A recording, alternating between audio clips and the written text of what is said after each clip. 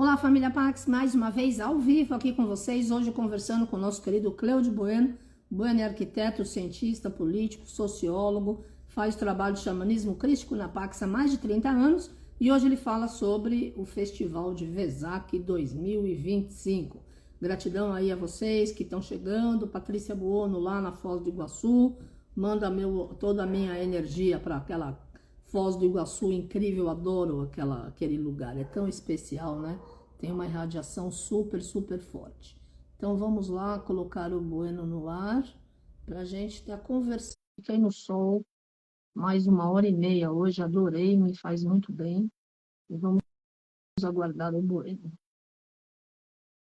Aqui em Foz do Iguaçu, São Francisco de Assis, viva, yes.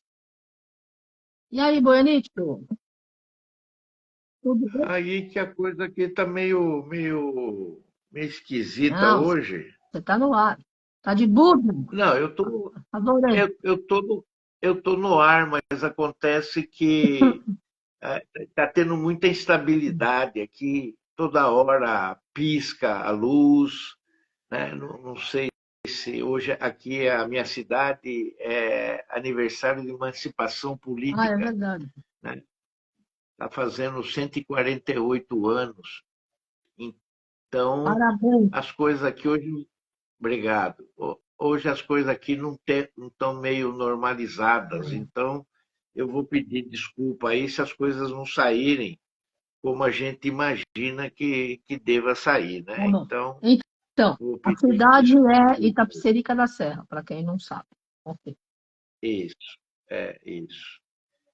Está fazendo o seu 148º ano de emancipação político-administrativa. É uma cidade onde tinha mais 5 municípios.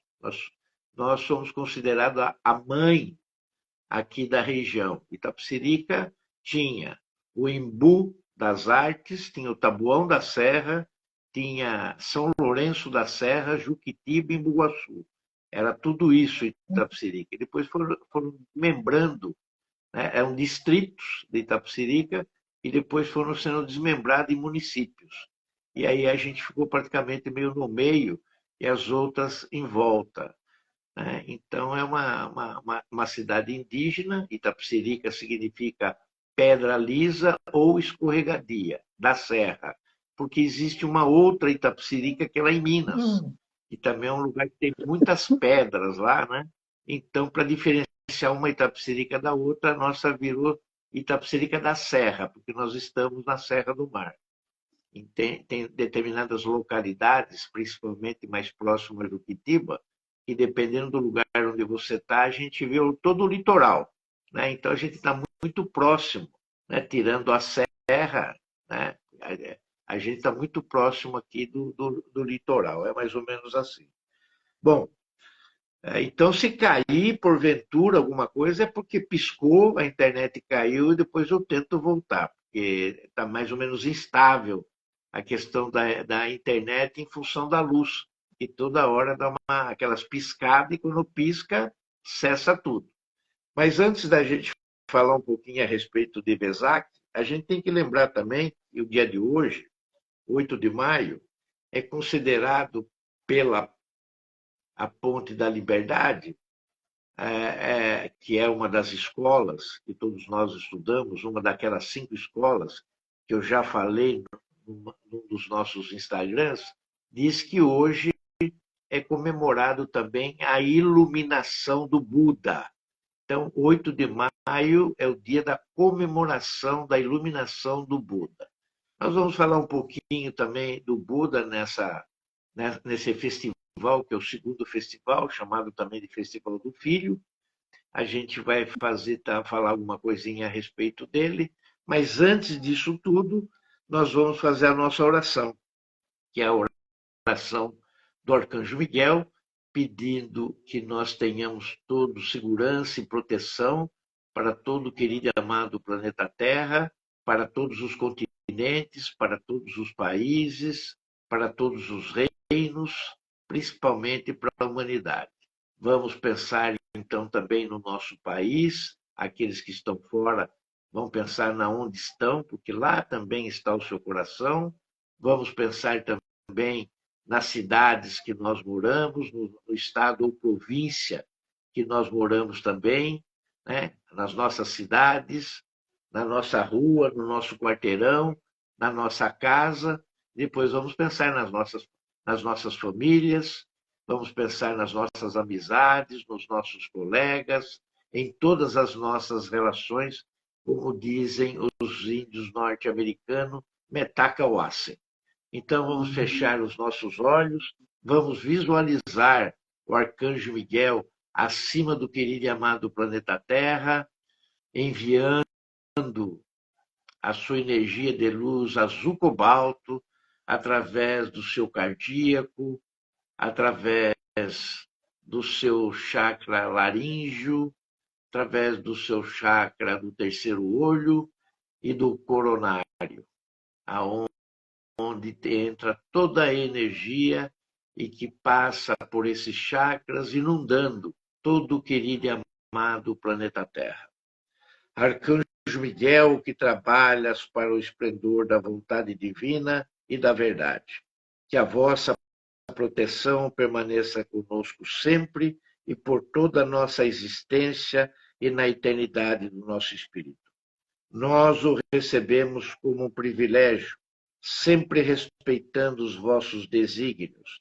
Permiti que nós caminhemos sempre com dignidade e respeito aos nossos irmãos, afastando de nós as ideias perversas e más ao nosso redor, bem como as influências sombrias, fazendo de nós um servidor da luz, que saiba discernir, compreender e nunca julgar. Ajudai-nos em nossos dias ruins, sejam eles materiais e espirituais, conscientes ou inconscientes, e que nos proteja contra todos os males e os expulse da nossa caminhada. Pois a verdade, a coragem, a força e o poder é o vosso signo e o nosso também. Permiti que a nossa inspiração, intuição, doação seja como a vossa espada, para nos dar a proteção e a permissão da palavra do bem, da paz, do amor e da luz, afastando de nós todas as pessoas que querem nos induzir aos erros e às falhas, e que o nosso coração esteja ligado ao vosso coração e à vossa energia. Que a nossa verdade possa ser a vossa verdade, e que o vosso escudo seja o anteparo das más qualificações do nosso ego em nossas ações, fazendo assim de nós o mensageiro fiel da suprema verdade da nossa alma. Arcanjo Miguel, protetor da humanidade, dos reinos, da nossa Mãe Terra e de todos nós. Que essa oração possa ser cumprida, ser manifestada, aqui e agora e por toda a eternidade. Amém. Muito bem. Então vamos falar um pouquinho a respeito do Vesak. O Vesak, na verdade, é o segundo festival.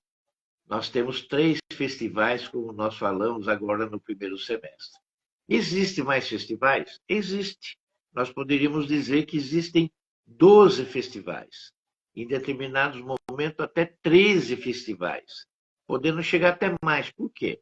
Porque tem meses, às vezes, que calha de nós termos mais do que uma lua cheia por mês. Então, nessas datas de lua cheia, nós comemoramos os festivais.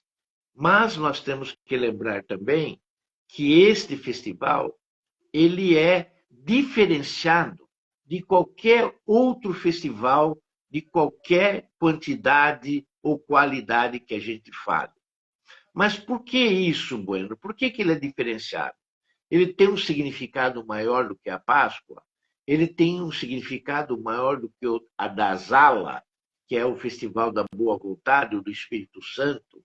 Ele é mais forte do que o Festival do Pai, que é o Criador, aonde o representante legítimo aqui para nós é o Mestre Jesus, aonde a gente fala da ressurreição, aonde a gente fala da ascensão, e que é muito mais, às vezes, palpável de todos nós, por causa da questão da formação, das religiosidades que nós encontramos através de toda a nossa infância até agora, que é a católica, que veio justamente da ideia judaica cristã, como que isso possa ser mais importante do que os outros festivais? Eu vou tentar hoje um pouco falar a respeito disso, porque não é sempre, né, que a gente tem essas condições para falar sobre esse festival.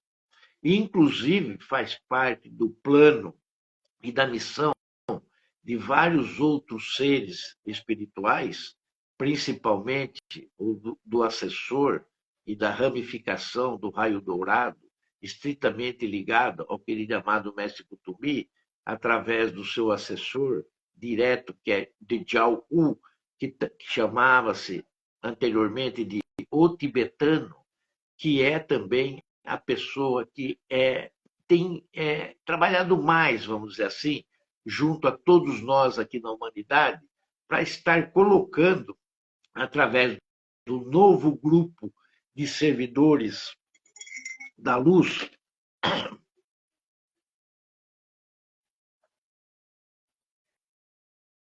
Ricardo, estou usando a caneca que você me deu, hein, cara? Ó. E aí, esse novo grupo de servidores, né, do mundo, que é chamado Novo Grupo de Servidores do Mundo, tem uma relação profunda com Djalku para que Vesak se torne ainda, no momento mais recente, por todos esses trabalhadores e servidores, que Vesak se torne um feriado mundial, para vocês verem a importância desse festival. Oi. Quer falar alguma coisa? Não. Falei, olha, eu não sabia, foi sem querer. Eu falei, olha, da importância. Tá. Da importância. Esse trabalho foi muito feito ali, junto com a Alice Bailey. Uhum. Quem quer ter maiores informações e conhecimento a respeito dos 3 festivais e principalmente a respeito dos 2 últimos, esse de Vesak e o da Boa Vontade ou do Espírito Santo, do Filho e do Espírito Santo, tem que ler essa literatura, tem que buscar os livros de Alice Bailey para poder estudar e entender melhor esse significado.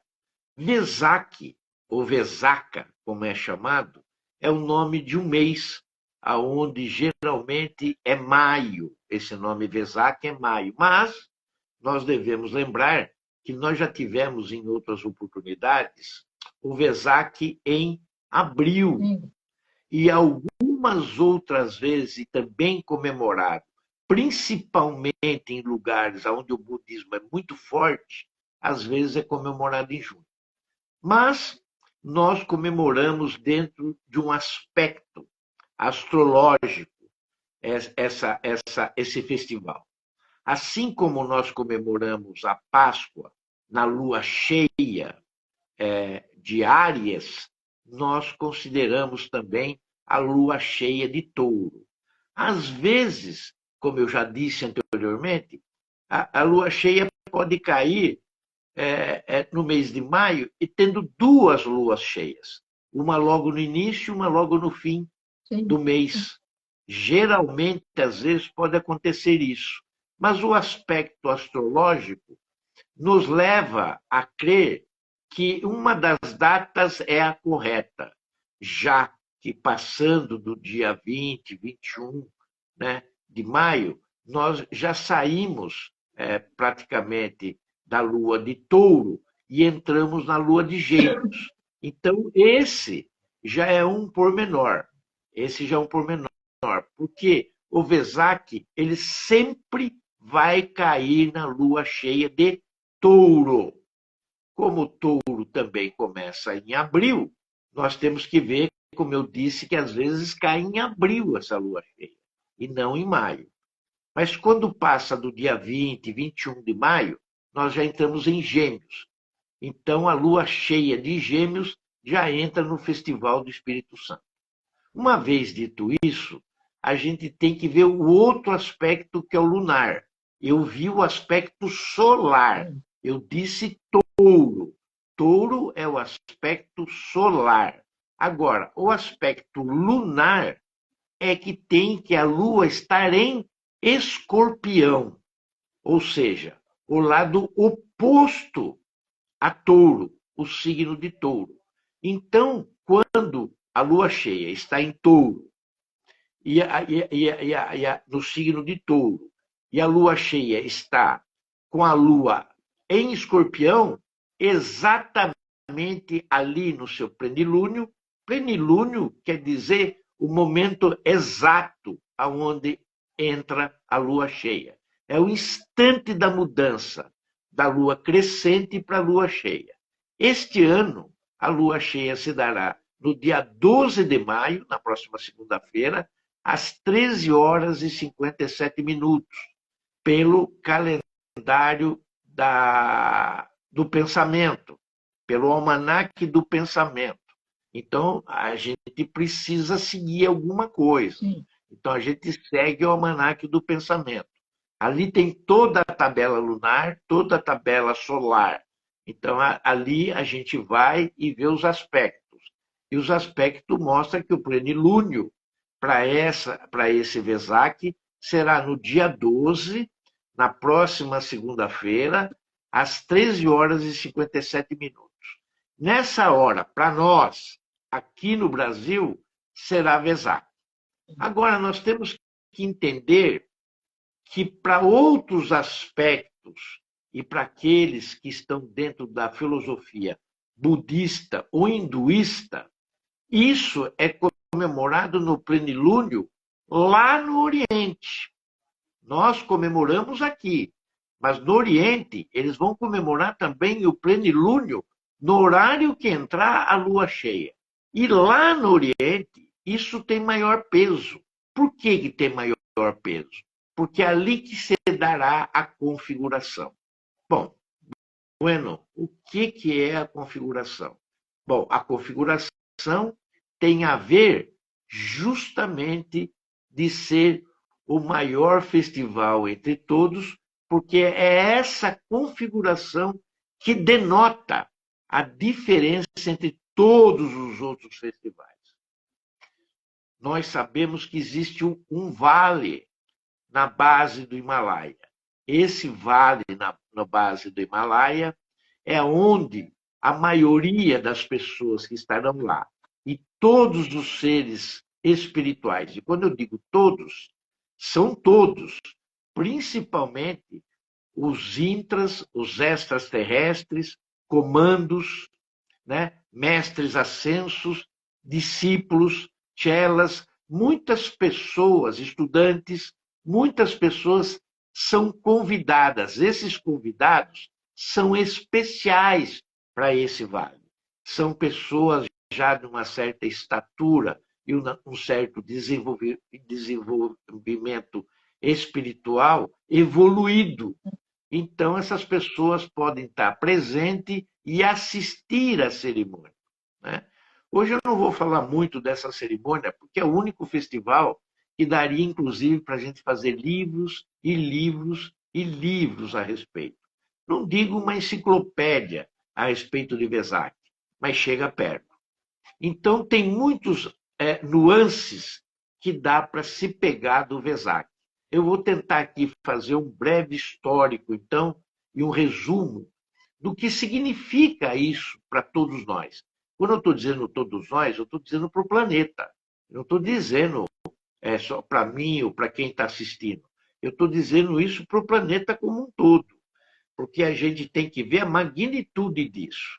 E quando eu falo na presença de todos e que esses todos são convidados nesse vale do Himalaia, aonde o vale é mais ou menos uma espécie de um cone, né? Ele vai fechando e quase no final, lá perto da boca do vale, onde se estreita um pouco mais, tem uma pedra. E ali a cerimônia é conduzida por 3 seres. é conduzida pelos três Manus. Os três Manus são Vaisvaka, Lord Maitreya e o Mahashohan. Esses são os três Manus. Um representa o raio azul, que é o pai, o outro representa o raio dourado e o outro o raio rosa dourado. Mas o representante maior sempre vai ser do raio dourado, que é o tronco. É o tronco aqui do nosso planeta. O nosso planeta ele é desenvolvido tudo em função do raio dourado, do amor e sabedoria. Justamente o raio também que pertence ao querido e amado Mestre Jesus, como filho. Embora ele tenha sido representante e chorando o sexto raio. Né? Nós já dissemos uma outra oportunidade que os mestres e os raios e os seus trabalhos, mesmo como serviço, como propósito ou missão, eles se relacionam muito entre eles. Não existe uma performance assim, tipo, fixa. Não. A maioria deles são mestres da cura, a maioria deles são mestres da harmonia, da ascensão, porque eles receberam a maestria em alguma virtude, em algum dom, em algum talento. Mas depois, uma vez ascensionado, todos eles acabam abarcando uma realização total de todas as virtudes e de todos os raios. Mas quando vem para um serviço, para um propósito, uma missão, eles vêm cercados daquilo. Então, eles vão trabalhar naquela linha, naquela sensação. Você quer dizer alguma coisa? Não. Então, a gente tem que ver que nesse vale do Himalaia, aonde se dará essa cerimônia, esse ritual, a importância dele é dada para o senhor Maitreya, que é o nosso Cristo cósmico. Nós poderíamos chamar ele de Cristo planetário também, mas o Cristo planetário, todos nós sabemos que ele tem uma razão profunda em cima do raio rosa, onde o raio rosa tem a boa-aventurança, a boa vontade, misturada com o raio azul, que dá a tonalidade um pouco mais de lavanda, de violeta, onde o próprio querido e amado mestre Saint-Germain é o diretor cósmico agora. Então, ele funciona como um Cristo cósmico que vai arbitrar toda a cerimônia que vai acontecer no Vale do Himalaia. E justamente ali naquele lugar é colocada, então, uma tigela, vamos chamar assim, uma tigela de cristal, aonde é colocado a água, aonde é colocado incenso, aonde é colocado frutas, flores, cristais, tudo fazendo que essa magnitude maior seja oferecida ao Senhor do mundo. Quem é o Senhor do mundo? O Senhor do mundo é aquele que, vamos dizer assim, preside o nosso planeta naquilo que nós chamamos de governo oculto da grande fraternidade branca, aonde a sua sede é considerada a branca cristal, desde quando Sanat Kumara veio para cá, com 144 mil integrantes de Vênus, para estabelecer aqui a operação e o plano divino para restabelecer esse planeta, dando-lhe vida e a oportunidade, mais uma vez, de ascender. Quando eu digo ascender, não são todos os reinos que estão aqui apenas, mas principalmente o espírito Gaia.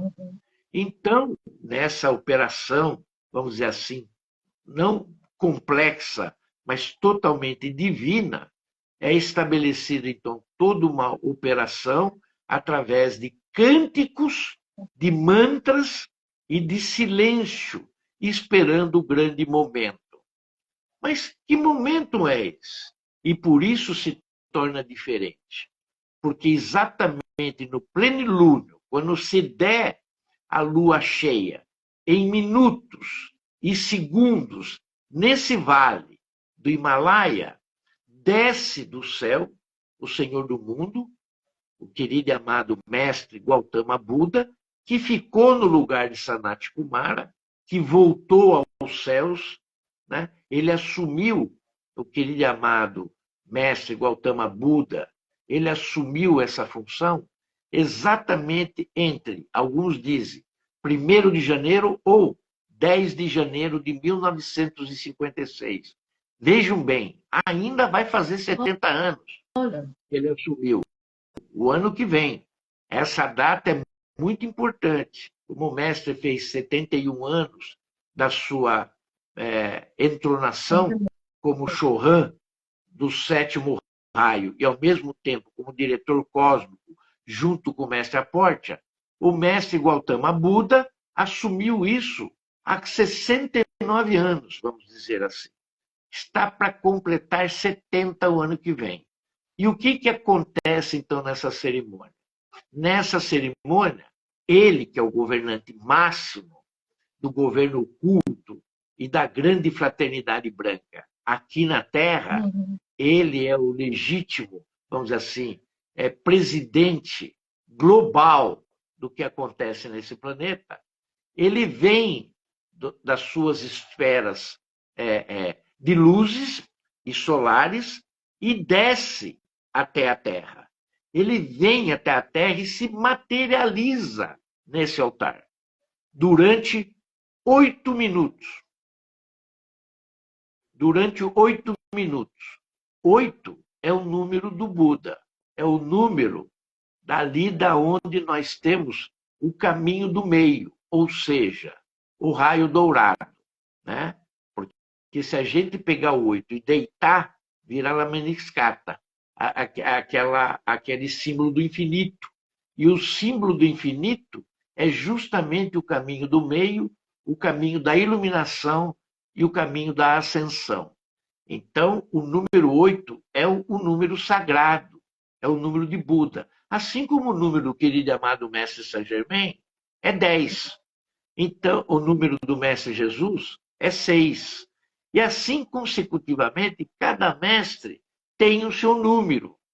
E esse número, eles aspiram, na verdade, toda a energia que quer que seja propagada.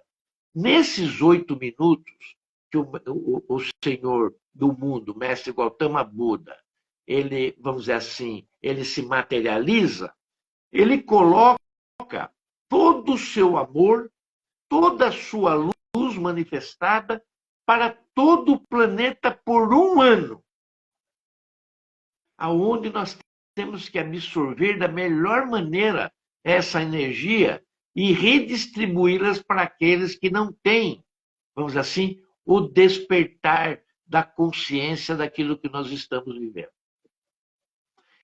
Então, a gente tem que ver que o querido e amado Mestre Gautama Buda, como o Senhor do mundo e a expressão máxima da luz no nosso planeta, ele é o único ser que se materializa aqui para nós, na Terra, durante 8 minutos dessa cerimônia.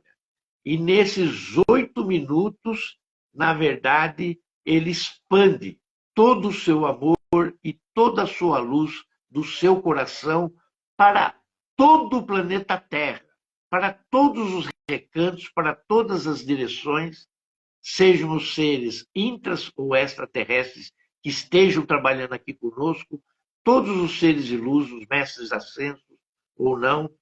Então, a gente vê que é uma cerimônia e um festival diferenciado. É um festival diferenciado de todos os outros festivais, porque existe, então, uma preparação de toda a ordem, porque, como vocês sabem, existe a base dessa pirâmide, né?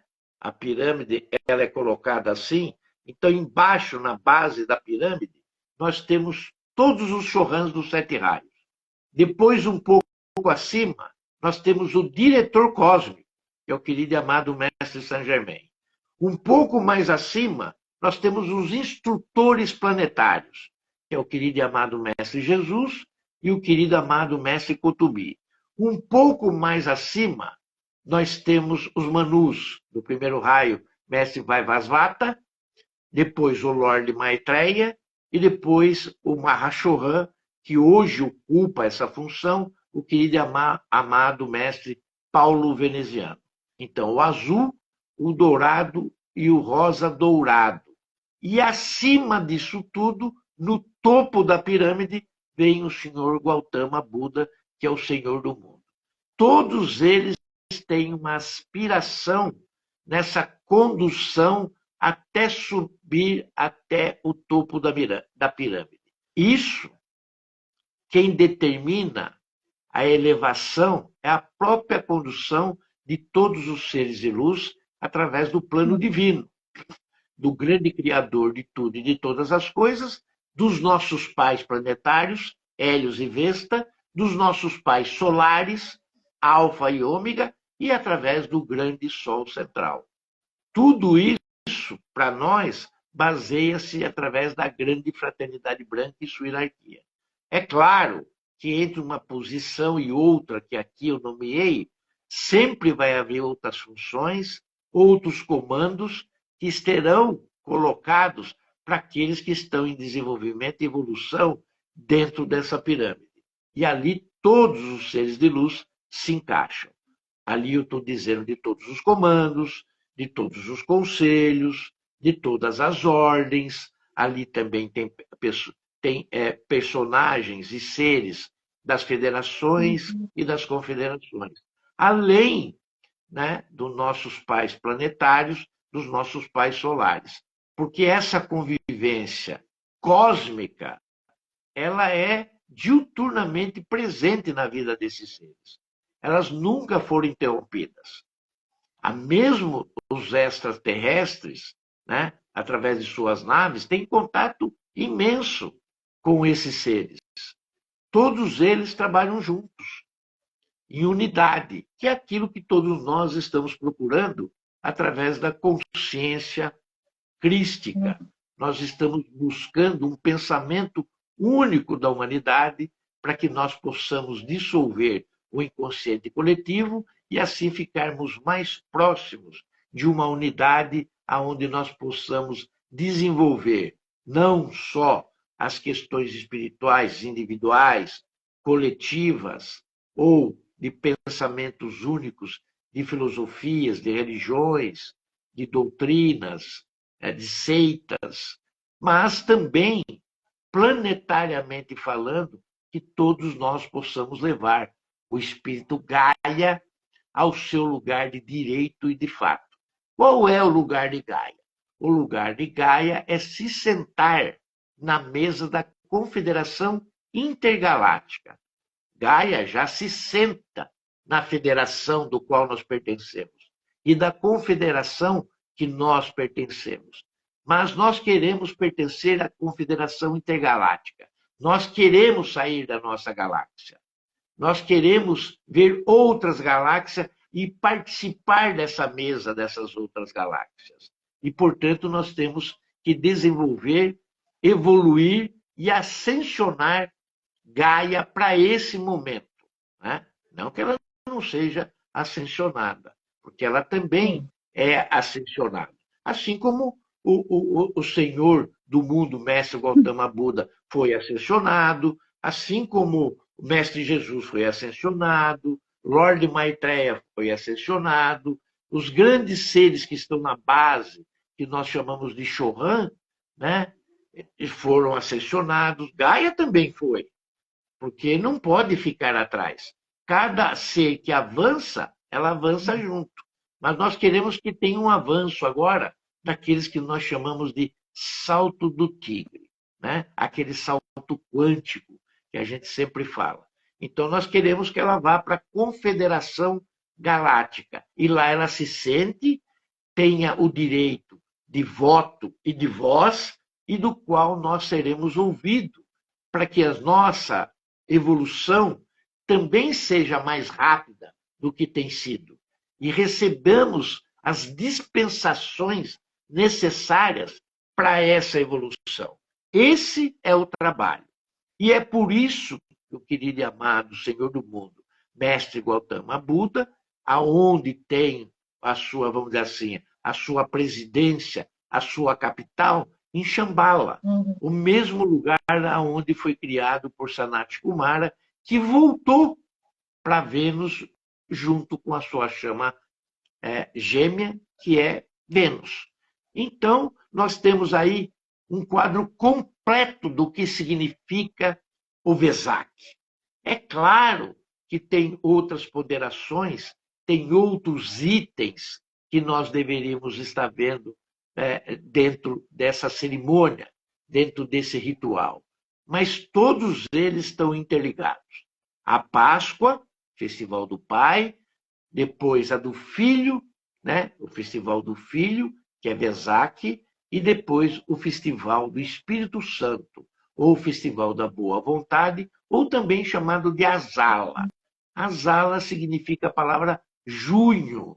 Vejam como as coisas, elas têm mais ou menos um entrelaçamento entre todas elas, né?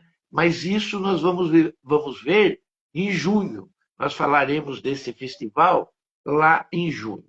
O que nós temos que pensar agora, que nós devemos fazer algum trabalho para que nós entendamos e absorvamos melhor essa questão da energia, aonde o querido e amado mestre Gautama Buda se materializa no Vesak naqueles 8 minutos. Nós devemos lembrar também que a lua cheia de Vesak é a lua cheia do nascimento do Senhor Gautama Buda. Ele nasceu também numa lua de touro, né? Justamente no aspecto lunar de Escorpião, né? Ele tem a sua ascensão, né? A sua ascensão exatamente nesta lua de touro e o aspecto lunar em Escorpião. E faz a sua mudança de plano justamente também nesta época do ano. Então, o Senhor Mestre Gautama Buda, ele nasce, vive, ascensiona ou tem a sua iluminação e a volta aos planos superiores de luz justamente nesse aspecto, no trânsito do signo de Touro e no aspecto lunar de Escorpião.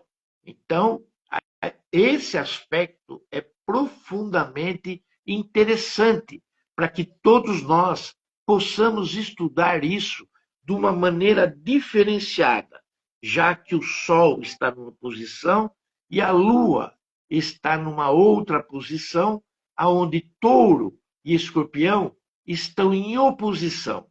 O que isso poderia significar para todos nós que estamos esperando absorver um pouco mais essas energias deste momento do Festival de Vesak? Nós temos que lembrar que todas as transformações, todas as mudanças se dão praticamente nesse aspecto para um ascensionamento, uma iluminação, porque ela fica mais fácil de se concretizar, já que é a lua do nascimento, da iluminação e da passagem para os planos superiores de luz do Senhor do mundo, que é o Mestre Gautama Buda. Isso facilita, isso deixa uma abertura muito grande para que a expansão da nossa consciência possa ter um despertar maior ainda daqueles que alguns já se encontram. E nós temos que lembrar que a profundidade, ou a profundeza de Escorpião nos leva a tirar as nossas emoções daquilo que está no recôndito do nosso coração e da nossa mente para fora, expondo isso para fora e colocando isso para fora para que essas sombras sejam dissolvidas com essa energia, como se nós estivéssemos dissolvendo o nosso próprio karma, que todos nós devemos buscar para atingirmos os 51% desta queima dos 100% que nós trouxemos. Repito, dos 100% que nós trouxemos. Porque nós não trouxemos os 100% de todo o nosso karma. Nós só trouxemos uma quantidade daquilo que nós aguentamos trazer e resolvê-los transmutando e os transformando em Dharma, ou seja, uma energia positiva. Então, se lá em cima nós temos 100, talvez nós tenhamos trazido para cá 30, 20% daqueles 100. E desses 20, 30% que nós trouxemos, para nós que estamos aqui, é 100. Então, nós teríamos que eliminar 51%. Vamos supor que nós trouxemos 30. E esses 30 significa 100. Desses 30, nós teríamos que estar, então, entre 16% e 17% desses 30, que seria o nosso 100, eliminando em coisas positivas e não negativas, para que teremos a nossa iluminação já nessa encarnação. Alguns me perguntariam, bueno, e os restos dos 14% e aqueles 70% que ficaram lá em cima? Como que se resolve isso? Então eu digo para vocês, eles serão trabalhados por nós como serviço comunitário lá em cima, fora da roda de samsara, fora da roda de encarnações, trabalhando para o planeta Terra. Então, esse a mais que nós não eliminamos, tanto do restante dos 49% que ficou aqui, e mais aqueles, vamos supor, 70% que ficaram lá em cima, a gente transmuta e transforma tudo isso trabalhando lá em cima pelo planeta Terra e por todos os outros que estarão aqui. Nós seremos, então, guias, como anjos, trabalhando para reestruturar o reino mineral, vegetal, animal e hominal, junto com todos os outros seres que já fazem esse trabalho junto a nós que estamos aqui. Absorver essa energia de Vesak é uma condição a mais, é um bônus que estão nos dando neste período do ano. Nesse período do ano. Então, a gente deve lembrar que todas as nossas eras começaram justamente com a era de Leão. E nós estamos fazendo o circuito anti-horário. Por isso que nós estamos agora na era de Aquário. Porque nós já passamos exatamente pelo Leão, já passamos pelo Câncer, já passamos pelos Gêmeos, já passamos pelo Touro, já passamos por Áries, já passamos por Peixes e agora nós estamos em Aquários. Daqui 2000 anos nós entraremos numa outra era, a era de Capricórnio, porque nós estamos fazendo o relógio ao inverso, até nós chegarmos em Leão novamente. Veja quantas oportunidades de 2 em 2000 anos nós temos até nós formarmos a linhagem completa de um ciclo. O que é esse ciclo? Esse ciclo são 2000 anos. No primeiro raio, depois no segundo raio, terceiro, quarto, quinto, sexto e sétimo. Formando um ciclo, então, de 14.000 anos. Uma vez encerrado esse circuito de 14.000 anos, a gente, então, entra numa outra expectativa de contornos de desenvolvimento e evolução em cima do plano divino que foi estabelecido por Sanat Kumara quando apresentou esse plano à Federação e à Confederação, que estavam exatamente prontos para a destruição desse planeta depois que o homem caiu pela segunda vez. O homem caiu a primeira vez pelo continente de Mu, que é também conhecido como Lemúria, e o continente de Atlântida. Já que não deu certo através desses dois momentos e dessas eras, achou-se por bem terminar com todo o plano divino da criação desse planeta para começar isso em outro lugar, mesmo de onde nós viemos, que sejam de outros lugares. Foi aí que Sanat Kumara, que foi o senhor do mundo, que estava no topo dessa pirâmide e que veio com toda a sua equipe de lá de Vênus para cá e montou esse plano divino para nós e que está dando certo, mesmo com dificuldades, está dando certo, porque esse planeta agora está nas nossas mãos. Por que eu digo nas nossas mãos? Porque quem está no topo e chegou no topo é exatamente o primeiro ser que se iluminou aqui na Terra e que não veio de fora, era daqui.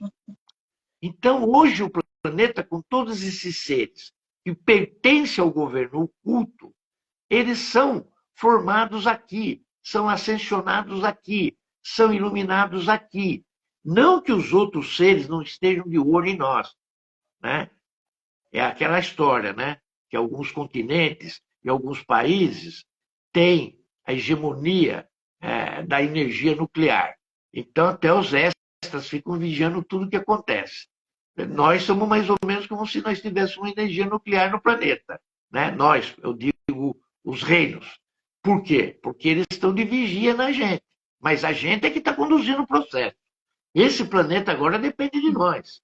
Ou nós queremos a paz, ou nós queremos a paz com a paz. Porque fora disso, não tem salvação. Eles não são por conflitos. Todos os raios, toda a formação dos mestres é baseado na estrada do bem, da paz, do amor e da luz, do poder da glória divina, em cima desse plano. Não tem como escapar desse caminho. E nós chamamos ele, nesse momento, do caminho do meio. Ou seja, o tronco principal desse planeta. O tronco principal desse planeta é o raio dourado. É o do Mestre Jesus, foi o do Mestre Buda, e assim será sucessivamente daqueles que se iluminarem aqui. Porque muitos seguirão para outras moradas, como dizia o Mestre Jesus. O meu pai tem muitas moradas, ele falava, né? O cosmo é muito grande. Nós viemos de vários outros lugares. Estamos aqui também para cumprir um determinado trabalho. Se aqui não é o nosso lugar de origem, nós estabeleceremos a nossa iluminação, a nossa ascensão, ou, quiçá, numa dessas moradas, ou retornando para cá, se não conseguirmos nessa encarnação. Porque a roda de Sansara, como todos vocês sabem, são um ciclo de 972 encarnações. Se você não consegue a sua iluminação nesse montante, vamos dizer assim, de vidas que você teve aqui, não tem problema nenhum. Você começa um novo ciclo de 972. No caso do senhor mestre Gautama Buda, ele alcançou isso na 81ª vida. Na vida número 81, para ficar mais claro. Na vida 81, ele conseguiu a sua iluminação. E junto com ele levou mais 5, que eram os seus seguidores mais próximos. Então vejam que não é a coisa individual. A coisa pode ser de grupo. Ou a somatória de vários grupos. Aquilo que nós chamamos de consciência da coletividade ou a consciência de massa. Para que nós possamos atingir a consciência crística. Essa é a finalidade da nossa transição. Levarmos a Terra através de dissolvermos o inconsciente coletivo e colocarmos uma nova forma de pensamento. Uma forma de pensamento onde a alma possa conduzir os nossos corações e os nossos corações podem conduzir as nossas mentes, para que nós possamos evoluir em conjunto.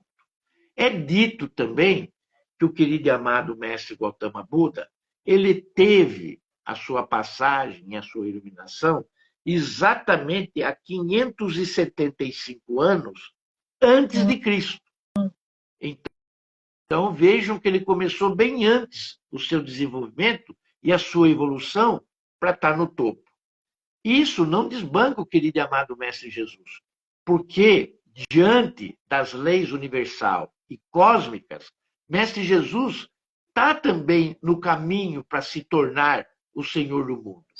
Mas antes disso, ele vai se transformar, né, no Cristo cósmico, para depois ele ascender. Mesmo sendo filho do Criador, ele tem que fazer a sua trajetória. Ninguém foge disso, porque isso é uma lei cósmica.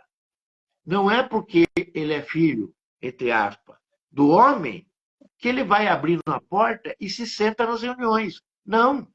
Pode até ser convidado, mas para poder sentar na cabeceira, vai ter que fazer o mesmo circuito que todos estão fazendo. É claro que ele tem um mérito maior, evidente, tanto é que ele já se tornou um instrutor planetário, é o instrutor do nosso mundo. E isso depois, numa outra live, nós podemos falar quais são as funções, quais são as obrigações e o que é o desempenho do instrutor planetário, o instrutor do mundo, para nós. Qual é o significado dele? Mas hoje a gente tem que saber que tudo isso faz parte de uma grande cerimônia, aonde será materializado o maior ser da grande fraternidade branca aqui no planeta Terra, que preside a grande fraternidade branca aqui no planeta Terra e que tem a sua presidência, os seus domínios em Shambhala, que é a cidade de luz, né? Que existiu desde o momento que Sanat Kumara chegou aqui, fez essa criação. Isso vem através de uma cadeia de montanhas e rochosas debaixo da Terra que saía de lá do norte magnético, não do norte geográfico, do norte magnético, do círculo polar ártico, indo até os Himalaias. Isso nós podemos entender que os Himalaias é uma continuação daquilo que vai, mais ou menos, e está para baixo da superfície. E depois se encontra com a parte do Himalaia que está sobre a superfície. E magneticamente, isso estava localizado numa ilha que antigamente ficava num oceano. E ela era chamada de Ilha Branca. Uma vez com as mudanças e configurações da primeira queda e da segunda queda, ela se tornou uma cidade-luz etérica. Ela subiu. Portanto, nesse festival, ele sai dessa cidade santa de luz e desce até nós no planeta, fazendo então assim, trazendo assim todo o seu amor e a sua luz para o planeta Terra e para todos os reinos e todos aqueles que trabalham em favor desse planeta, que estão nessa localidade e estarão nessa localidade exatamente no plenilúnio, lá no Oriente, no Vale do Himalaia. É claro que nós aqui separamos algumas dicas, separamos algumas coisas para estar falando para vocês que é muito importante que todos nós façamos nas primeiras horas ou nas primeiras condições que essa energia já estará presente nos nossos corações, na nossa mente, e por que não dizer, na nossa alma e no nosso espírito. Então, eu acredito que todos nós deveríamos, quem não tem, evidentemente, porque quem tem, eu sei que vai fazer, né, preparar o seu altar. Pelo menos 2 dias antes do Vesak. O que quer dizer 2 dias antes do Vesak? Eu quero dizer no sábado. Eu quero dizer no sábado, né? Então, no sábado, a gente vai preparar um altar da seguinte maneira. Nós vamos colocar uma flor ou um vasinho com uma flor nesse altar. Vamos colocar 1 ou 2 frutas, no máximo, nesse altar. Vamos colocar um recipiente com água nesse altar e vamos colocar também um cristal de quartzo rosa, que simboliza a sabedoria e o amor do querido e amado Mestre Gautama Buda. Se nós quisermos espalhar imagens nesse altar, podemos colocar imagens do querido e amado Mestre Gautama Buda, nós podemos colocar dos mestres Ascenso, de yogis, por exemplo, como Paramahansa Yogananda, Sri Sefter também, nós podemos pôr o Mahana, nós poderemos colocar todos os gurus dos grandes mestres, nós podemos colocar a imagem do Mestre Jesus, nós podemos colocar nesse altar. E nós devemos também fazer mais algumas coisas. Nós devemos praticar um pouco de jejum nesses 2 dias.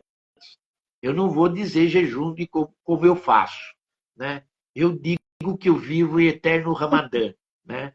Porque o Ramadã, ele faz praticamente 24 horas de jejum. Ele dorme sem comer, ele come à noite, depois que comeu à noite, ele para de comer e só vai comer 24 horas depois, quando o sol já deixou de existir, entrou à noite. Então, é mais ou menos o jejum que eu faço todos os dias.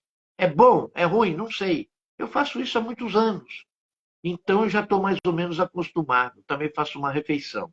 Sempre prefiro fazer de tardezinha. Tipo assim, agora está anoitecendo mais rápido, né? Por causa do outono, que nós estamos aqui com uma divisão exatamente iguais, de 12 horas de luz e 12 horas de noite, fica mais fácil. Às 18 horas já é escuro. É a hora que eu me sento e faço a minha refeição. Você não toma café? Dificilmente, só quando estou em viagem. Porque daí você fica com o grupo, todo mundo conversa na hora do café, né? Então, quando a gente está viajando, eu sento, e os cafés, né, quando a gente está nos hotéis, e o mestre sempre pede para estar em hotéis de primeira qualidade, então aquele serviço sempre é maior, é como se fosse um almoço, principalmente quando nós estamos no Oriente.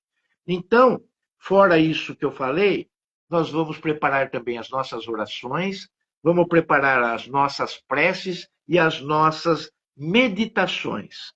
Também vamos fazer a grande invocação. A grande invocação é aquela prece que todos nós fazemos. E nós vamos fazer ao amanhecer, ao meio-dia, de tarde, por volta das 15 horas, e ao anoitecer. E vamos deixar um copo d'água também no nosso altar. Além do recipiente com a água, nós vamos deixar um copo no nosso altar, ou no nosso criado mudo, para quem não tiver altar, e ali se transformará no nosso espaço sagrado. E depois nós beberemos essa água no dia de Vesak, à noite, ou 2 dias depois, você escolhe. Como nós começamos a cerimônia no sábado, nós também poderemos terminá-la na quarta. Ou tomamos essa água na quarta, ou logo após a noite, a gente bebe essa água antes de dormir. De preferência, não se esqueça de lembrar-se do plenilúnio. Segunda, 12 de maio, às 13 horas e 57 minutos aqui no Brasil. Vamos trazer essa energia do Senhor Mestre Gautama Buda, o Senhor do mundo, para o Brasil, para o nosso estado, para a nossa cidade, para a nossa rua, o nosso quarteirão, a nossa casa e todos aqueles a quem nós amamos. Então, eu quero e desejo a todos um feliz Vesak, o Festival do Filho, do querido e amado Senhor do mundo, Mestre Gautama Buda. Carmen, eu não sei exatamente se eu estou próximo ou não de encerrar, mas eu quero agradecer a todos aqueles que estiveram conosco aqui nesse momento ao vivo, ou aqueles que ainda, por motivo de trabalho ou qualquer outro motivo, irão assistir mais oportunamente. A todos vocês, feliz Vesak 2025. Gratidão, Carmen. Amém. Gratidão, Bueno. Foi excelente, como sempre. Sábado agora, dia 10 de maio, 11 da manhã, eu e o Bueno e toda a equipe Pax, na Pax, orando, preparando o Festival de Vesac, é a entrada franca, 1 quilo de alimento. E na segunda-feira, o dia do Vesac, dia 12, eu vou entrar ao vivo nas 3 mídias, no Instagram, no Face e no YouTube, à 1h30 da tarde, 13h30, para que na hora do plenilúnio a gente possa estar orando junto com o plano espiritual, tá bom? Gratidão, Bueno, foi maravilhoso. Beijo no coração, gratidão, namastê, família Pax. Gratidão.